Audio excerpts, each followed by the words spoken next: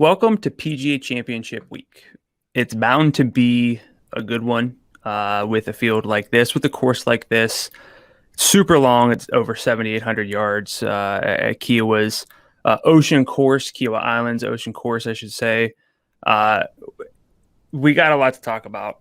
We got to dig into a course that we haven't seen in quite some time, a field that's loaded top to bottom. It's going to make for it's going to make it hard to narrow down our betting card. It's going to make it hard also to narrow down our FanDuel DFS picks, honestly, because how do you nitpick between the top of this field, especially with Rory coming off a win back at a place where he won the 2012 PGA Championship by 8 shots. He had a three-shot lead after 54 holes, extended that. This thing got crazy on Friday. The scoring average was around 78. It's pretty wild. This is actually the highest slope and course rating in the country, according to the USGA. So Kiowa is going to give us quite a test, and it's going to give these golfers quite a test. But I think if you look at the top of this field, they're pretty much cut out for it. We have Rory Mcilroy at 11-1 on FanDuel Sportsbook. He's the favorite to win for a second time at Kiowa. John Rahm 15-1, Justin Thomas 16-1, Dustin Johnson 18, same as Jordan Spieth. Spieth has fallen from 12-1 down to 18-1. So assuming he's not getting a whole lot of buzz. Bryson DeChambeau, similar, was around 12, 14. He's now 19-1. Xander Schauffele, my guy, every single week, especially in major weeks. At 20-1, Victor Hovland 22. The defending champion of the PGA, Colin Morikawa, is 30-1, same as Daniel Berger. And then we have Hideki Matsuyama, Masters winner, 33-1. So, I mean, the list kind of goes on and on. It does drop off for me a little bit after Berger, but we have some big names still just behind that. Cam Smith's getting a lot of buzz. Brooks Koepka, 45-1 to win a major. I know that there's a knee injury. I know that he's struggling to squat down to read greens, but we got ourselves a good field. This is bound to be amazing golf. So sit back, get your questions ready. I'm going to go over the course, everything for this week, because this is the FanDuel PGA Q&A for the PGA Championship at Kiowa's Ocean Course. I'm your host, Brandon Gdula. I'm the managing editor over at numberFire.com. I'll be talking about the field, the betting odds on FanDuel Sportsbook, the daily fantasy slate on FanDuel, my win simulations, and anything else you want, any questions you have, because this is a Q&A format. So hit up the comment section on YouTube. That's easiest for me, but also Facebook, Twitter, Twitch, if you prefer. But I'm going to look now at the course. I think I got the top of the field covered. It's a major. The field's great. The field's deep. So I think what we really need to do is figure out how Kiowa's going to play for the week. So I'm going to jump over to this GCSAA page. They have their fact sheet. You can see here the unofficial yardage coming in at 7,876 yards. It's the longest course that they play. It's the longest course that we get on the PGA Tour, par 72, unsurprisingly. Average green size of 6,000 square feet. Now, this is some detail that I don't typically get into week after week on the Q&A because it doesn't really matter, but for a course that we haven't had in 10 years, I think it is a little bit more important. For some context, the average green size is about 6,000. It's about 6,042 across all the courses that I've pulled. So about average. We're not looking at tiny greens. We're not looking at big greens. Lots of bunkers. There's just sand kind of everywhere. So I think that's going to play into things this week. And one really big wrinkle that's thrown in here is that these greens are Seashore Paspalum. Paspalum greens are super rare. We get them at like the Corrales Punta Cana, a few tropical courses, some coastal courses, but it's pretty rare. Actually, on the No Laying Up podcast that Chris Solomon hosted with Jordan Spieth on, Spieth actually was talking about looking ahead to Kiowa and saying, "Oh, they're Bermuda greens and this and that." And the host, Chris Solomon, Sully, for anyone who's a big no layup guy, but corrected him and said it's past Palin, but they commented about how, they're both grainy. They're going to kind of play a little bit similar. They're going to be slower, bumpier. So I'm going to look at some Bermuda splits, but I'm going to downplay that a bit because putting's not super vital for this week. It's going to matter in the tournament itself, but as you'll see in just a second, the best putters didn't necessarily fare well at Kiowa as opposed to guys who excelled in other stats leading in. So that's important. Now, what's also important is that there have been changes since 2012. One big thing is that they're playing this in May as opposed to August, but there have been kind of significant revamps. They lengthened the course, but it's super long no matter what, and that is kind of the main angle that you'll hear about this week. It is a Pete Dye design as well. Not the most typical Pete Dye design, but it is Pete Dye. Nonetheless, in case you want to look at some Pete Dye courses.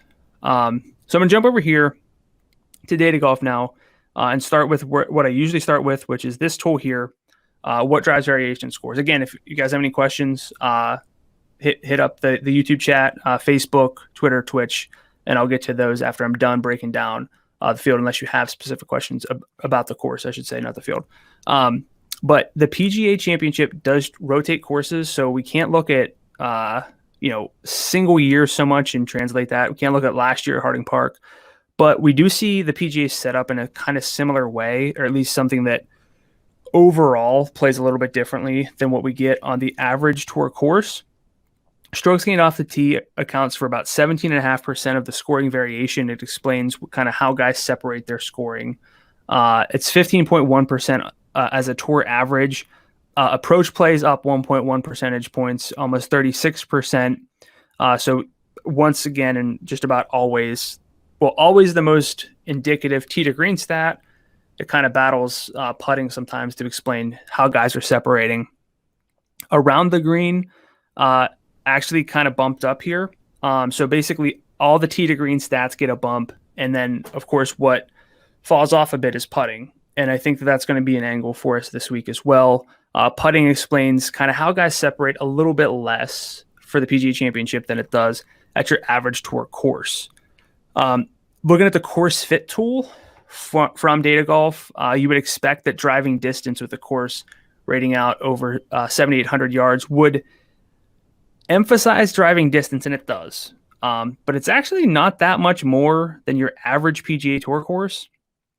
And driving accuracy actually does kind of outweigh the average PGA Tour course this week, with irons around the green and putting kind of playing a little bit similarly. So yes, distance is going to help.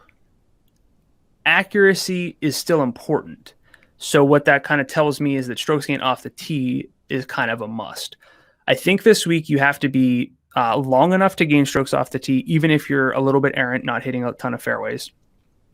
You have to, or you can be short but still able to gain strokes off the tee, which really means you're hitting fairways at a high rate, but also you're not prohibitively short where you're hitting fairways but losing strokes off the tee. I think that's kind of the angle. You kind of have to have some way to gain strokes off the tee. You don't have to be long. I think it's going to help, and I think that that's actually driving distance is going to drive a lot of popularity to certain golfers. So I think that one potential angle is that we play golfers who are maybe a little bit shorter, not the shortest hitters, but who still gain strokes off the tee by driving the ball well.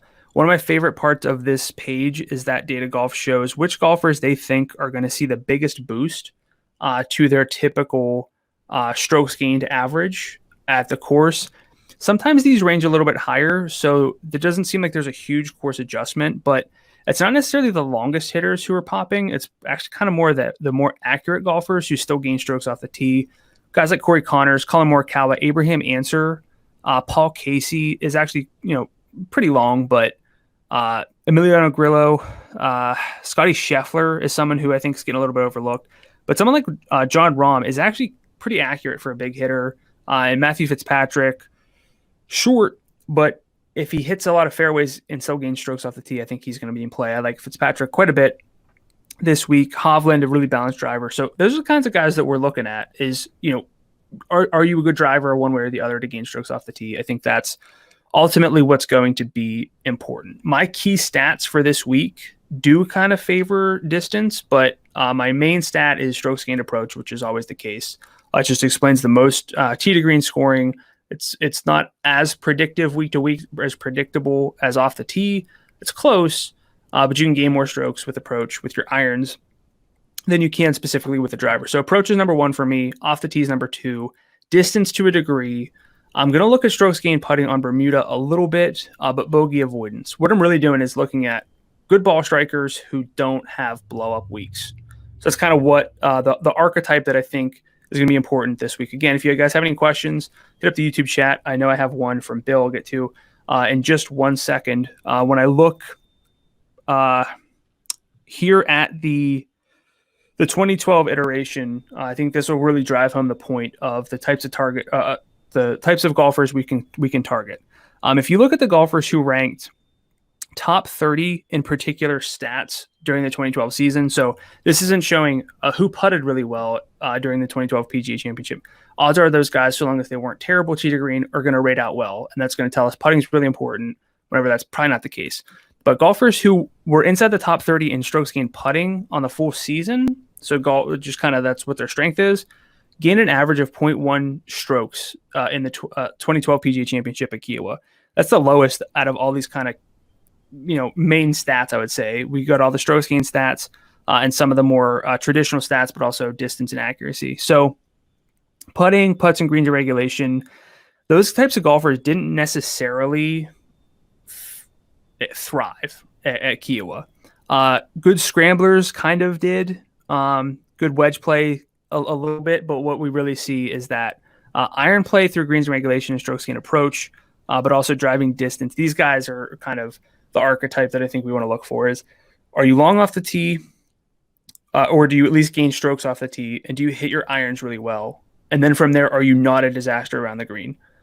That's kind of like it feels like a cop-out in a way, but it's a major. It's going to play tough. You can't fall behind with your ball striking. You also can't fall behind with the short game. So every time a major comes around, I kind of reduce things to can we target the best golfers at the best salaries? And sometimes it's as simple as that, because we see guys like Scotty Scheffler, Joaquin Niemann in the mid 9,000s on FanDuel. So it's a really easy way to kind of go.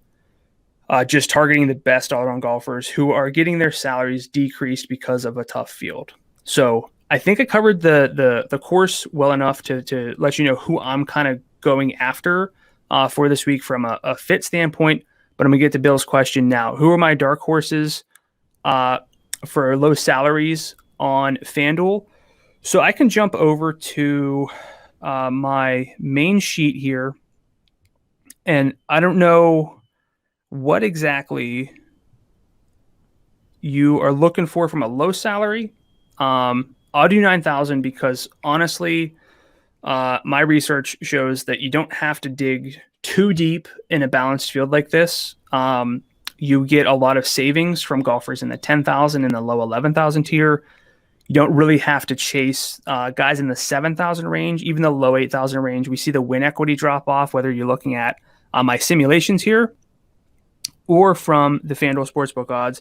Generally, they fall off a lot. Charles Schwartzel is a little bit of an outlier here from a betting standpoint at 8,300, but I will point out some of my favorite golfers in this low tier. Bubba Watson at 9,000, definitely. We don't think of him as like a sleeper, but we went distance.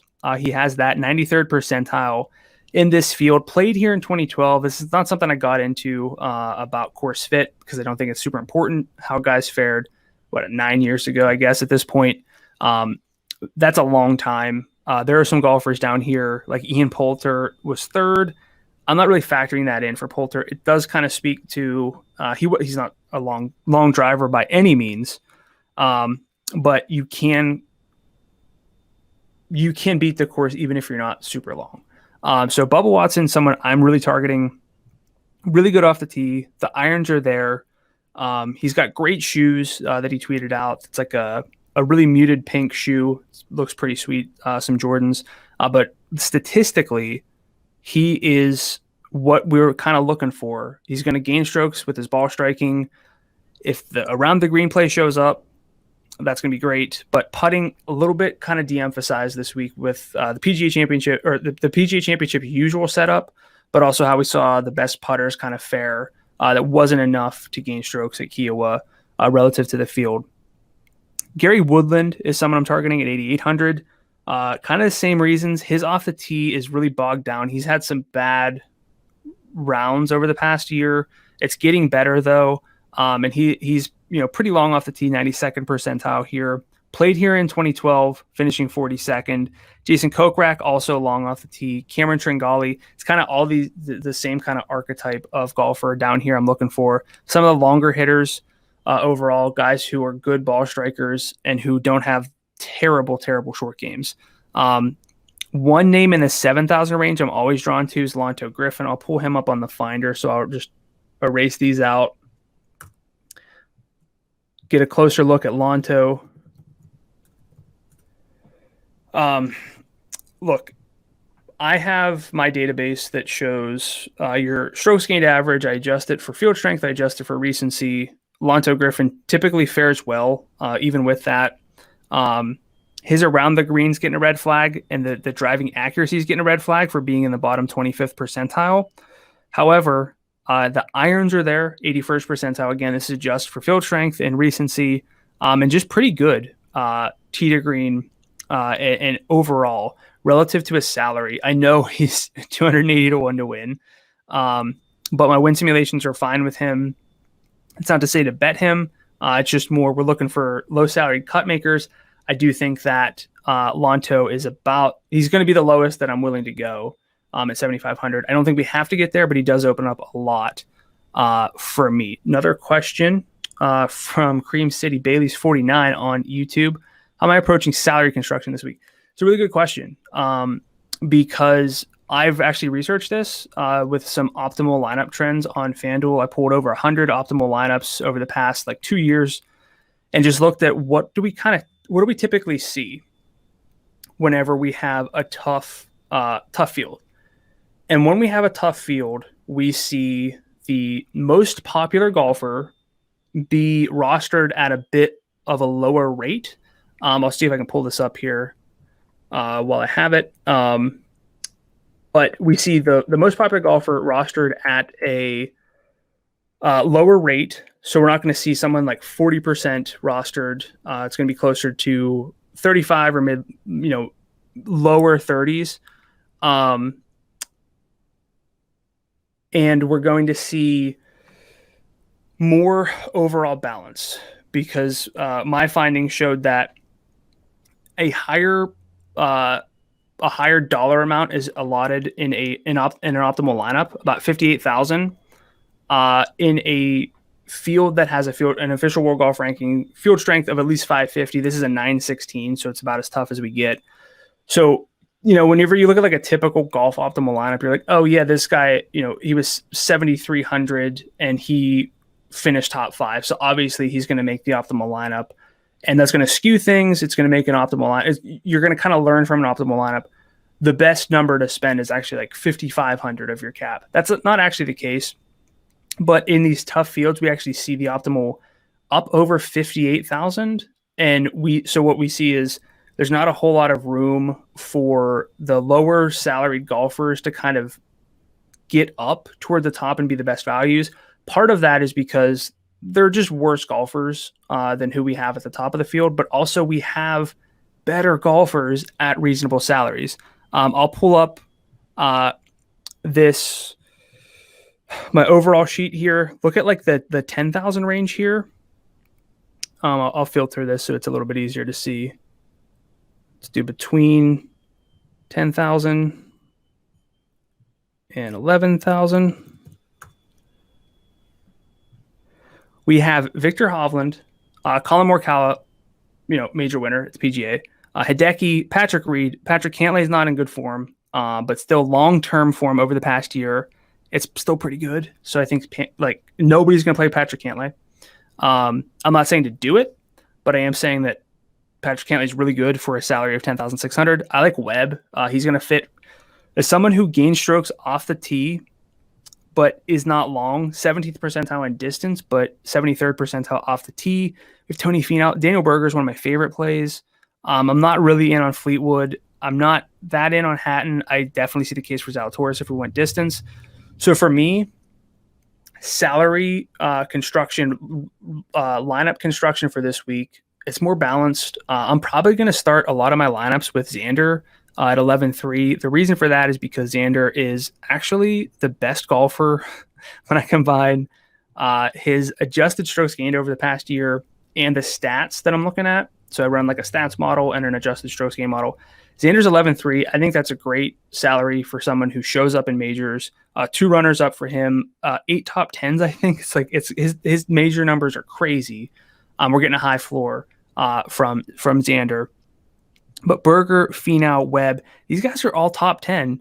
Hatton, I know I said wasn't super into him just because of the current form, but the longer term over the past year, same for Cantlay, like it's still good. We're getting, Neiman, Paul Casey, Corey Connors, Abraham Answer. You can build a lineup from like 9,500 and 11,000 with pretty much all your golfers, and you're going to feel like you have 6 golfers who can go out and win this thing. The one problem I have with punting, I hate to say that because these guys play in the PGA Championship. The thing I hate about punting, even with like Lanto's got his issues, is you're kind of saying, okay, this guy who I'm playing in the 7,000 range, he's not going to win the PGA Championship, just being realistic, based on probability, based on the betting odds, based on just how things go. So you're saying, well, I'm throwing away one of my 6 chances to hit a winner, which you need to do whenever you're playing large field tournaments. If you build in this balanced range, you're going to feel like you have 6 shots in every lineup to have the winner on your lineup. Now, yes, getting one lower salary golfer who finishes top 20 and allows you to roster Rory, for example, and Rory goes out and wins, that's going to be the way you need to go. But Rory's, well, I'll sort it by the betting odds, because Rory's not rating out super great for me, just because the long-term form has its questions. But even if you say like, okay, unless you're saying Rory, Rahm, JT, Dustin, Speed, like, that these guys are going to win, which we don't. This is some of the lowest win simulations for the top of the field that I have. It's really dispersed. John Rahm leads the way at 5.3%. So this isn't like a week where we're getting 10 to 12% win equity on one golfer and you feel like you have to kind of have him. It's really dispersed. So for me, I'm looking at balanced. I know I've been talking about this a lot, but I don't get a whole lot of questions about lineup construction. Frankly, for a week like this, when we have so many options, like I can sit here and talk about, I like Dustin Johnson more than Rory because I like certain things about Dustin Johnson, even though he's coming off a knee injury. The way to play daily fantasy during a major is to find those leverage spots, these guys who are getting kind of overlooked. I would imagine Jordan Spieth and Rory are going to be the chalky picks out of the top tier. Same for Victor Hovland. Everyone seems to like Victor Hovland. He should fit quite well, so I can't argue against that. But if that means that I just play Xander or Daniel Berger or even Colin Morikawa, who we're splitting hairs to kind of figure things out. This is a very different event than what we typically get on the PGA Tour. So I think lineup construction, how you're building lineups, is what's most important during a major in a tough field. That's kind of what we see this week. Speaking of the win equity, actually, I'll jump over to my win simulations and just show how dispersed this is. John Rahm leads the way at 5.3%. So if you trust what my model says here, we're looking at a low chance that any one golfer wins, right? We're seeing that in the betting market too. Rory's kind of the only favorite. Everyone else's odds are drifting. So there's not a can't miss golfer that you have to have. So for me, it's going to be about finding those leverage spots. And I think I can do that pretty well with guys like Xander. I'm really just kind of avoiding Rory, Spieth, Hovland at the top.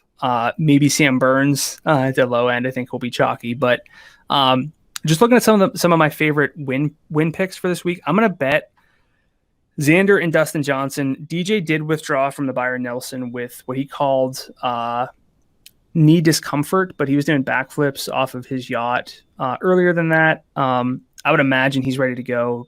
grew up about 2.5 hours from Kiowa. He cited it as a course that he loves to play. You want to talk distance and iron play? That's what DJ can do better than anyone when he's on. So I like DJ. I like Xander. Xander's actually second most likely to win in my model, which is not surprising because he's actually the best golfer in the world over the past year when you adjust for the field strength that he's been playing in. So that's kind of what I'm looking at the very, very top. But Daniel Berger, even though he's come down from 41 to 1 to 30 to 1, I think he's one of the best bets. I'm okay with Webb, even though he doesn't really fit from a distance angle. Matthew Fitzpatrick, someone I'm targeting pretty heavily, both in daily fantasy and from a betting market. With Cam Smith getting a ton of buzz, I think Fitzpatrick's going to go a bit overlooked. I'm going to keep the long shots to a minimum. I'm not really kind of looking to bet those long shots. For outrights, I'm kind of going to keep it about 65 to 1 and shorter for me this week. But I think that we're in a really good spot if we are okay saying, hey, we don't know how this is going to shake out. We don't know which golfer is going to thrive. And so we can benefit by saying, we don't know who it's going to be. I'm just going to take the guy who the fewest people are on. And that is the easiest way to gain leverage in PGA DFS. So that's all I have for today. If you have more questions, hit me up on Twitter at Gdula13, GDULA13. I'm going to bring on Jim Sonis. We're going to transition over into MLB. He might have some takes on the PGA Championship. I'm not sure. I don't know if you got all your takes out already from the heat check, but anything popping up for you since then? Well, no, I have a question for you. This is the PGA Q&A, Brandon. It is. Wow, yes. How dare you disregard my questions and not let me ask my own? You have all this fancy data on your spreadsheets, and it's a lot of stuff. There are a lot of columns there. Very impressive. However, you mentioned Dustin Johnson doing flips, and I don't see a yacht flip tab on your spreadsheets. Why? Or is it hidden? Because you can hide tabs in Excel. Is it hidden? Why is it not up there? The yacht backflip does get 10% boost on all of his stats. That is hidden. But why isn't it shown? I didn't want to give away all the secrets. Why is there no transparency about the yacht flips? Hashtag yacht flip gate. Didn't want to give away all the secrets. Also, Michael is asking if you're stacking the Rays lefties tonight. We actually already talked about this on the side. Actually, you are stacking the Rays lefties. Yeah. So, Michael, I always love stacking the Rays. Yeah. Why is I hate the Rays have physically hurt me. So I think we have a very different impression of the Rays. They make me sad more often than they make me happy. So I feel like we are on different vibes here. What makes you a Rays fan? Your Rays? Yeah, back when I played a lot of MLB DFS, believe it or not, over the past, I would say probably about 3 to 5 years ago, somewhere in that range. So I was playing the Rays a lot. I was playing the Big Ben Zobrist guy. Yeah, I think David Peralta and Jake Lamb from Arizona. Those were my guys. Oh. So I still have these weird biases where I was actually good at MLB DFS. It was one of my best sports because I didn't have those biases. I didn't know anyone. I was just looking at data.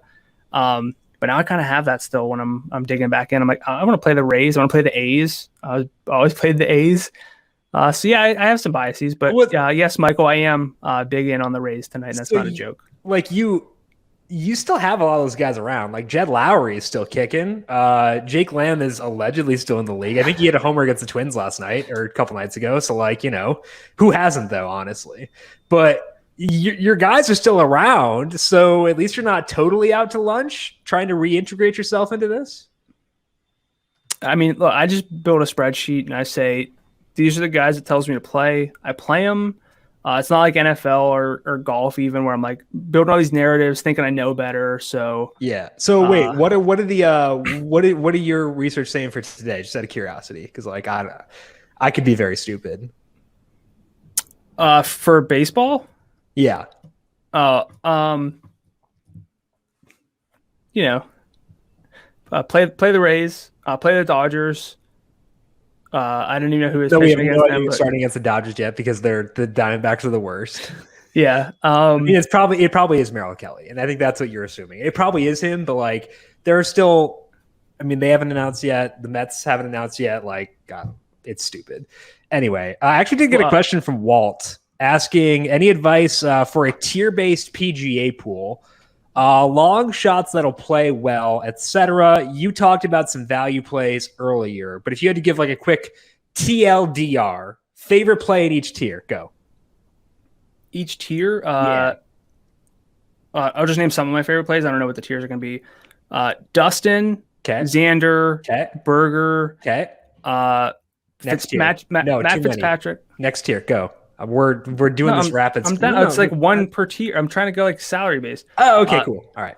So it was DJ, Xander, Berger, Fitz, Corey Connors or Sam Burns. Okay. Bubba, Woodland, Grillo, Lonto Griffin. It's a Grillo now, by the way. We've officially made Grillo. the change. Yeah. Okay. So there you go, Walt. There is your PGA lineup. It's not a lineup. Don't take it that way. But there are the guys Brandon is targeting. We also have a full recap of that up on the numberFire Daily Fantasy Podcast feed. I gotta let Brandon go now so he can fill out his raise stacks. Brandon, I appreciate the time. Good luck tonight and good luck at the PGA Championship. Thank you. I'm stacking the Dodgers. I don't care who's pitching against them. So. Okay, well, that's bold, but I like it. So let's talk about what Brandon was talking about and why we are on the raise for tonight as we take a look at tonight's slate for MLB DFS. The reason that both Brandon and I and Michael apparently are on the raise for today is that they're facing Matt Harvey, and Matt Harvey's not actually been that bad this year. His ERA is under 5 so far. His skill interactive ERA is under 5.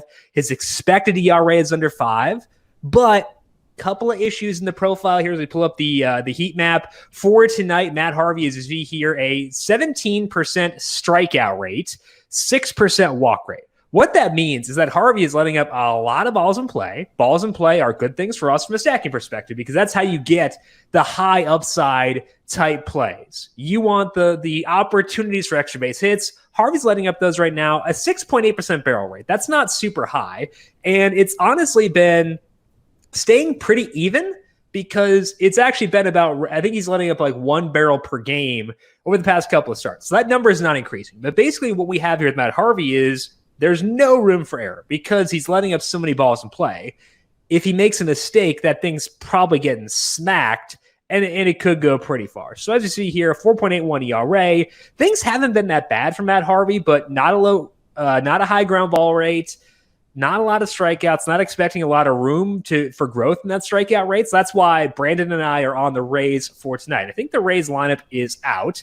Believe it was earlier. Indeed it is. So we're looking at the lefties here. And I agree, Michael, you do want to go with the lefties because Harvey has a lower strikeout rate against lefties, higher hard hit rate, lower ground ball rate. All those are the things we want. Austin Meadows, Ji-Man Choi, Brandon Lau, Joey Wendell. All guys in really good positions for tonight. And honestly, probably not going to break the bank here. Let's just build out this race stack before we go to our pitcher, since we were on the subject before. Okay, Meadows 36. We're going to put Lau at second base because second base is the worst position that has ever existed in the history of fantasy sports. We're going to go with Ji-Man Choi at first base, $3,200. And then we have Wendell at third base. If we want to, not a must. I want to see what Manuel Margot's salary is. If he's in there, which I didn't, he's not playing. Wow. Buzzkill. All right. So no Manuel Margot. Let's see what we have here. Okay. I want to see if we can make this work with Brandon Woodruff for tonight, checking in at $11,000. $2,700 left is a little dicey. Like it's not going to be a comfortable stack by any means. And it's not a situation where you're going to be like getting the Dodgers and feeling great about it for the other stack. Although I guess with the Dodgers injuries, maybe you can't feel great about it because they've lost pretty much everyone. But I do think that is workable. It does mean you need to look for some value plays. The Yankees' salaries did get jacked up for tonight, a pretty decent amount, so I wouldn't consider the Yankees to be a place to turn for some value. We do have the Nationals. The Nationals' salaries got jacked up too, but let's just pull them up here and see if we can make this work from a stacking perspective to pair with the Rays for tonight. Yeah, it'll be pretty tight. You're going to need to find a value play that you like. Maybe it is Starlin Castro. Maybe you put him at utility, or maybe you find something elsewhere. But it is going to be a tight squeeze for sure. So the Rays, high salary. The guy that they had in there who surprised me, I guess, was Brett Phillips. So let's go over here and check out Brett Phillips' data. It's 57 plate appearances against righties this year, 27% hard hit rate, 30% fly ball rate, 137 ISO, a lot of strikeouts.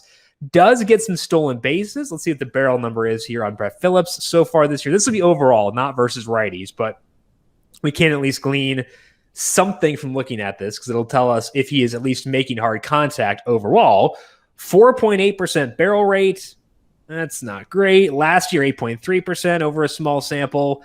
I'd rather not go Phillips, but if it allows you to go Woodruff and get a fun second stack, I would probably wind up going with Phillips over Wendell. Wendell be the first guy I'd lop off. I know he's the lowest salaried guy, but he's also the one I just feel the least enthusiastic about from an upside perspective. So I'd probably dip down here to Phillips, $2,100. If we do that, $2,925, that's probably workable, especially if you decide to plug in Starlin Castro, but it is going to be a tight squeeze to get the Rays in with Brandon Woodruff. So Alvin is asking about the value plays for tonight at pitcher. He's asking about Zach Wheeler, Julio Urias, or Javier.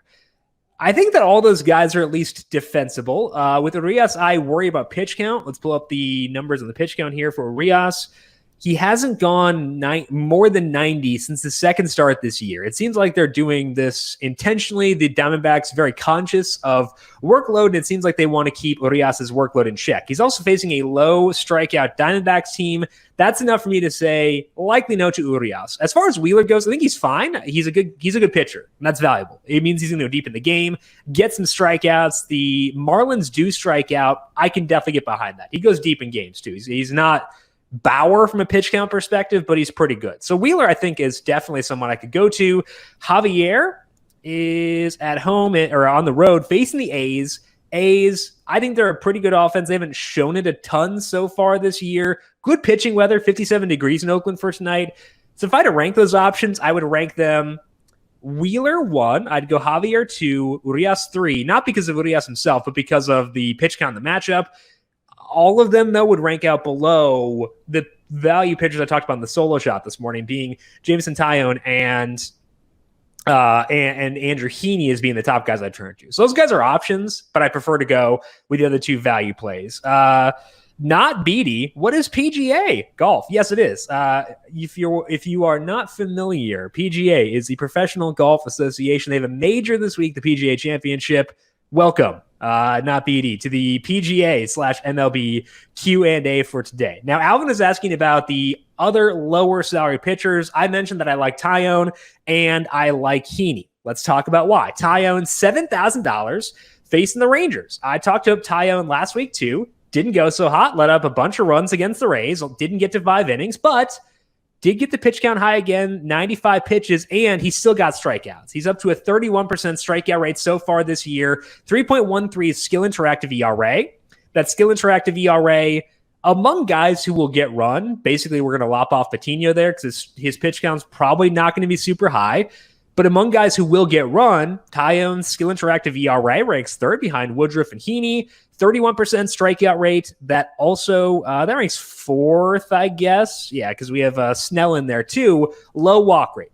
The reason that I'm not going to put Taillon above Woodruff, if given the option, is that Taillon does give up a lot of hard contact. We've seen the Rangers supply that at times this year. They got to Garrett Cole last night. So that's the reason I keep Taillon underneath Garrett Cole, but it's not enough to push him off the mat for me. So Taillon, to me, my number 2 pitcher overall after considering his salary at $7,000. I do like Heaney facing Cleveland, 2.92 skill interactive ERA for him, 34% strikeout rate, also a lot of hard contact, but Cleveland doesn't make hard contact themselves. 76 WRC plus against lefties with a 30% hard hit rate. I think that Heaney, if he were ever going to have a matchup where he didn't get just totally clobbered from a hard hit rate perspective, this would be it. The thing about Heaney, too, is that because he gets strikeouts, he has a ceiling. He has a path to a really good game. And that's not going to be true for most pitchers who have a salary of $7,600. Pull up the game logs here for Heaney, you're going to see he's had 3 separate games this year with at least 50 FanDuel points. That's a big number for a guy at $7,600. Taillon, I don't think has gotten quite that high this year, partly because the ERA is not that great. He's let up some earned runs. Yeah, he's let up too many earned runs to get a true pop performance, but pitch count didn't go up until 2 starts ago. The strikeouts have been there. So I think when you combine the high strikeout rate with the increased pitch count Taillon has had recently, I think he's in play for DFS, even though we have not seen that ceiling yet. He has a path to a ceiling. He has the building blocks for a ceiling.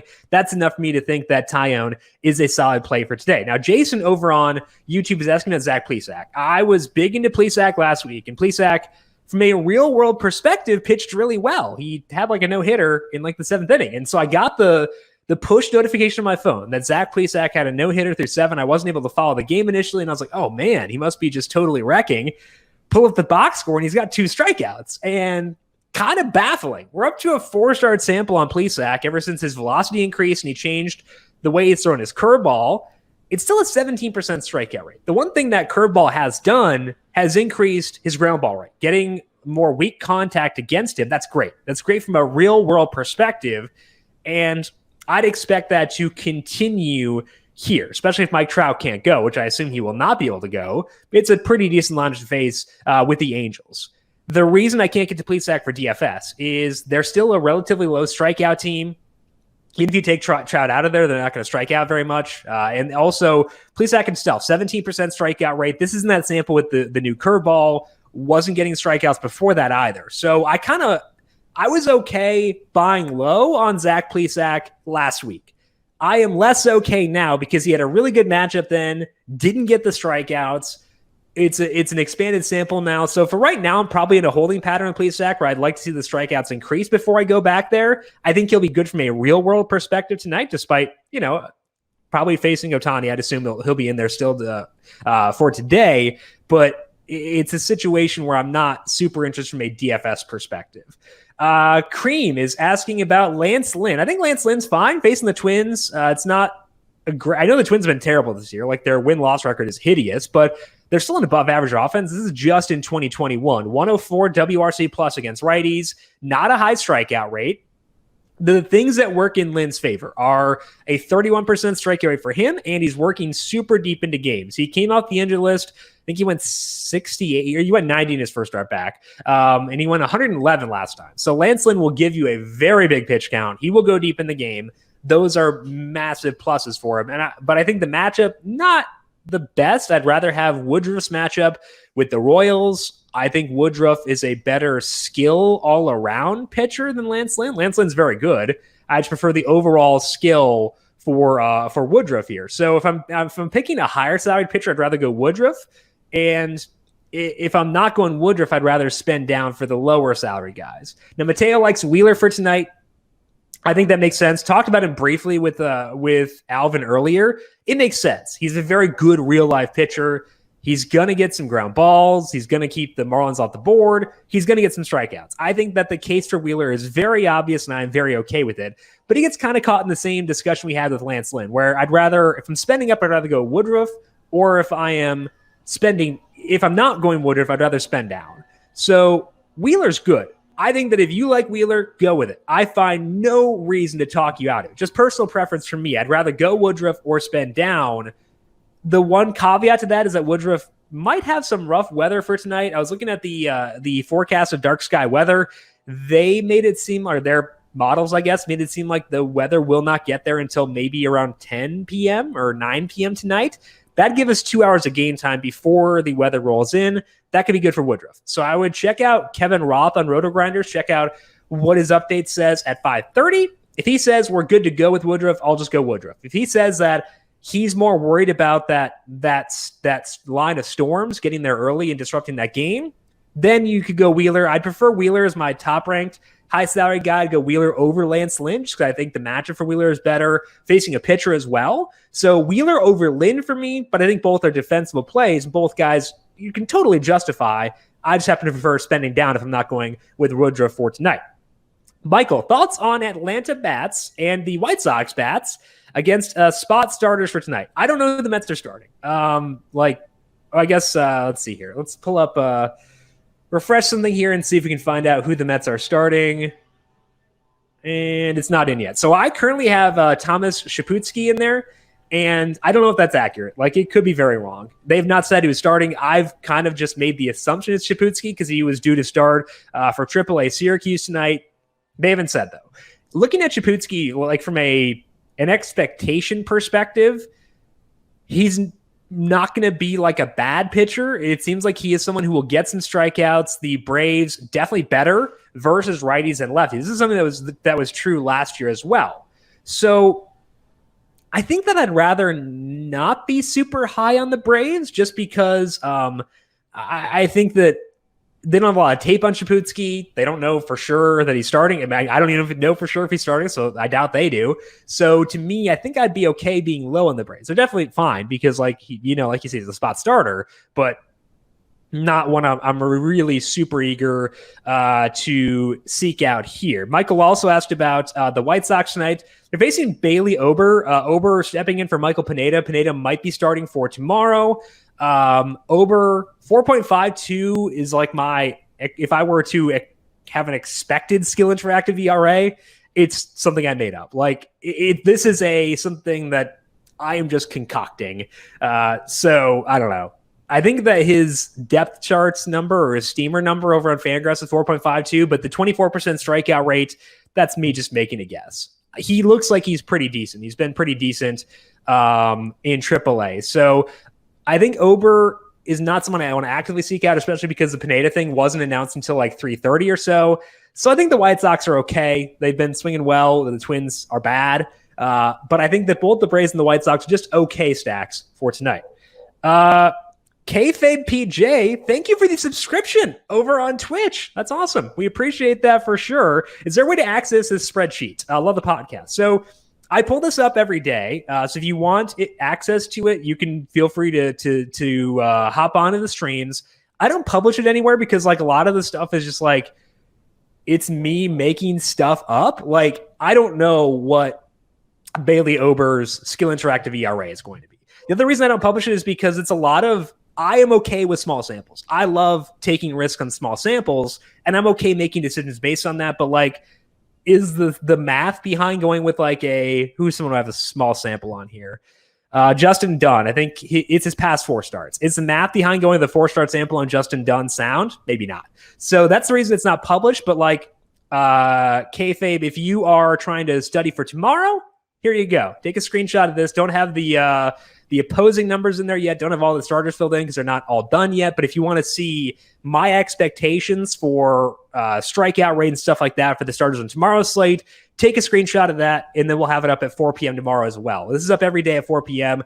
I don't publish it just because, like, again, not a ton of time, but I do think that if you want it, feel free to ask, and I will flash it up on the screen to get the next day slate. Usually most of my research is done for the next day by the time we talk here at 4 p.m. But again, thank you for the sub. We appreciate that for sure. Mateo asked about, besides Tampa Bay, which other offenses do you like? So let's go back over here. Let's go to the hitting tab. My computer could be at risk. Thank you, Lenovo Vantage. I appreciate that. Do not scan now. How dare you? Do you not know what's going on? How dare you? Okay, go away. Okay, other offenses to like for tonight. Kind of in flux because I don't know for sure who is starting for the Diamondbacks. It sounds like it's going to be Merrill Kelly. Could be Corbin Martin. I don't know. It sounds like it'll be Merrill Kelly, but there is no confirmation of that as of yet. So I'm going to assume it's Merrill Kelly. I think the Dodgers are a pretty good option for today. Kelly is someone who still lets up a lot of balls in play. The Dodgers diminished for sure with Corey Seager, AJ Pollock, Cody Bellinger, everybody and their mother being out for them. But there's still an offense I'm willing to stack. So the Dodgers are a team I would turn to for today. I do like the Yankees facing Mike Foltynewicz. No Giancarlo Stanton is a bummer, but Foltynewicz lets up a lot of balls in play, lets up enough hard contact to be stackable against, if that's a word. I like the Nationals against Zach Davies. Davies' low strikeout rate down about 10 percentage points from last year. High walk rate, double what it was last year, and not limiting hard contact. He has a 9.9% barrel rate against. So I think the Nationals make sense. The Rays make sense. The Yankees make sense. If you're looking for like value plays, probably going to have to turn to the Yankees.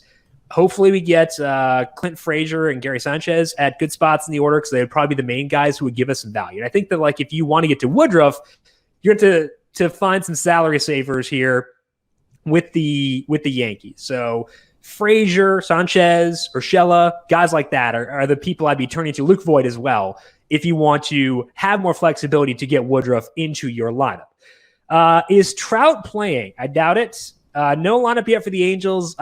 Based on the way it looked last night, Jesus, I would assume he's not. So if you're trying to figure out the Angels lineup or trying to figure out what to expect from Plesac, I would operate under the assumption that Mike Trout will not play for tonight. Michael, who are your second and third rated stacks of the info we currently have / don't have regarding starting pitchers? I think that I would go with if I were ranking them right now, I would go Rays 1, Nationals 2, Yankees 3, Dodgers 4. I would love to move the Yankees down just because I'm a little bit wary about their offense overall. But I think that I would still be a little bit willing to stack them, even though they annoy me with all the injuries. So I would put the Dodgers fourth as of right now. I'm looking for a fifth ranked stack. That's probably where we start to get into the spot starters. Like, I think some of the Mets will be interesting against Tucker Davidson. I think some of the Braves are interesting against Shaputsky. I don't mind the Phillies against Cody Poteet, starting for the Marlins for tonight. He's been pretty good in his 2 starts, one in AAA, one in the majors. And I think that's the reason that I'm not super anxious to get there. Also, like, it's a short notice, I think, but Poteet just did start last week. So I think that I'd be okay going with the Phillies here. They haven't been a great offense so far this year, which is another reason why I'm not super active to get them, super eager to get them. But I would say the top 4 remain the same. And then the Mets, the Braves, the Phillies, the White Sox are teams I'd be willing to turn to given the spot starters for tonight. Trout's bound for the IL, right? Yeah, kayfabe over on Twitch. I'd assume so, which stinks. It didn't look good. I know that sometimes guys can surprise us with regards to health. Like Kevin Pillar, only a broken nose last night somehow. Like, that's incredible. But the Trout one didn't look good. So I would assume right now that he's not going to play. Michael, how much do I have to pay for you to post it? What's your starting offer here, Michael? Like I said, I'm more than willing to pull it up if you want a screenshot of it. I don't know if that's convenient or not, but I will fully, whenever you want, just tell me to pull it up and I'll screenshot it. If you needed additional time at the end, I'll do it again there. I can try to figure out a way to post it, but again, that requires writing out notes and stuff like that. So we'll see. We'll work on it. But if you ever want to screenshot it, just let me know and I'll pull it up here. We can talk about negotiations from a money perspective. Jesus asking about Hyun-Jin Ryu. Okay, so Hyun-Jin Ryu is facing the Red Sox for tonight. Super low strikeout team against lefties. Ryu, very good pitcher, but not the highest strikeout guy. 24% strike rate for him this year. This is across a 7-start sample. No concerns around Ryu he had a really bad start, his first start off the IL, but it wasn't something that really concerned me. Looked better second time out. So not going at Ryu. It's also a warm park for tonight because they're still in Dunedin. Good park for offense. So I'm not going to go at Hyun-Jin Ryu personally, given the outside circumstances that are beyond his control. Alvin, do you like the Cubs or the Blue Jays? Okay, Blue Jays are facing Eduardo Rodriguez. No, I think Rodriguez is good. I think the betting odds are underestimating him. I understand why the total is high for the Blue Jays because of the weather and stuff like that in the park, but I think that Rodriguez is very good. So no Blue Jays for me for tonight. The Cubs are facing Patrick Corbin. Corbin's gotten better recently. I don't know. I think I stacked against him last week and it didn't go so hot. So maybe I'm just thinking about that. So the numbers I have here on Corbin are his past 5 starts when he's gone back to his slider and his velocity has gotten better. In that time, Corbin has a 20% strikeout rate. His barrel percentage against is 8%. It's getting better than what it was. And the Cubs, pretty high salary. So I think among the high salaried stacks, I'd rather go Rays, Yankees, stuff like that for today. So probably not the Cubs or the Braves, or the Blue Jays, I should say, especially not the Blue Jays, but probably not the Cubs either. Jason, would you stack the Braves? So again, the Braves, we don't know who they're facing. Let me pull up, just refresh one more time to see if we have a confirmed starter for the Mets yet. Oh, Corbin Martin is starting for the Diamondbacks. Sick. Okay. It's not Merrill Kelly. So I'm going to get back to you, Jason, but let's pull up Corbin Martin's numbers here and see what we should do with the Dodgers. Good timing, Alvin. Thank you. And see how we should handle this with the Dodgers for today. This is why we have the live show, Got to make changes on the fly. Okay, Corbin Martin coming from AAA. He was part of the Zach Greinke trade, so we don't have any data on him with the Diamondbacks yet. 2 starts in AAA, 34% strikeout rate, 15% walk rate. That's a lot of walks. Not a lot of balls in play. Getting ground balls, 13.5% swing and strike rate. Back in 2019, he made 5 starts with the Astros, 21% strikeout rate, 13% walk rate, 8.2% barrel rate against. So I would say if we were guaranteed the 2019 version of Corbin Martin, I'd be okay stacking against him. It looks like things are getting better for him, and he's also probably not going to let up a lot of balls in play. So if you gave me, Alvin, the Dodgers starting versus Merrill Kelly or the Dodgers starting versus Corbin Martin, I'd be higher on the Dodgers versus Kelly than the Dodgers versus Martin. So I think this does downgrade the Dodgers for tonight. Not because I'm absurdly high on Corbin Martin from a talent perspective, but because he's not going to allow as many balls in play as Kelly will. So to me, the Dodgers get a downgrade. I think that they're the Yankees kind of solidifying themselves in third place as a result of this. So feeling pretty firm in going with the Rays, Nationals, and Yankees as the top 3 stacks tonight with Corbin Martin starting again because of the lack of balls in play more so than an abundance of talent. Braves facing Schmoopsy. It's Shaputsky, I believe. I found it on Twitter. The pronunciation Thomas Shaputsky is a good shot, though, Michael. I appreciate the effort there for sure. Shaputsky, I'd assume, is going to start. Again, I don't think they've announced that officially as of yet, but assuming they're facing Shaputsky, it's not a situation I'd be super eager to go at just because he looks like someone who will get strikeouts. He also, kind of like Martin, looks like he'll let up some balls in play, and those are not situations that are ideal for stacking. Yosh over on Twitch is asking, are the Mets under the radar? I actually don't mind the Mets. Let's pull up Tucker Davidson's numbers here, his profile. Take a look at his minor league numbers. There's no Just Dongs Davis yet, which stinks. He's I think he's starting a rehab assignment. Actually, he's here in Syracuse, I believe. I live in Syracuse. I'm pretty sure he's starting a rehab stint up here for the AAA team. So swing out and talk to JD. So far this year in AAA, Davidson a 14.8% swing and strike rate. Back in 2019 at AA, 27% strikeout rate, 10% walk rate. See what the projection systems expect for him. This is mostly as a starter. Zips has him as being like a high walk guy, but getting strikeouts similar to what the bat has. They both have him for a sub 4.5 ERA. So I think the Mets are okay. I don't think they're one I feel tremendous about, especially considering Davidson doesn't have like a lot of tape in the majors. That's something I do care about. I want them to kind of know what they're seeing, and they don't really know what that with him right now. So the Mets are fine. Like, okay, let's do this here. Let's rank out the spot starters who I'd want to stack against. Of these guys, who am I most willing to stack against? I'm most willing to stack against Poteet, starting for the Marlins. So I think the Phillies are the top ranked team among the offenses facing spot starters. Michael likes Davidson too. Okay, so I like that. And I'm going to go with the Braves 2 against Shaputsky. And I'm going to go with the White Sox 3 against Ober. And then I'll go with the Mets 4 against Davidson. That'd be the way I'd rank the offenses facing spot starters.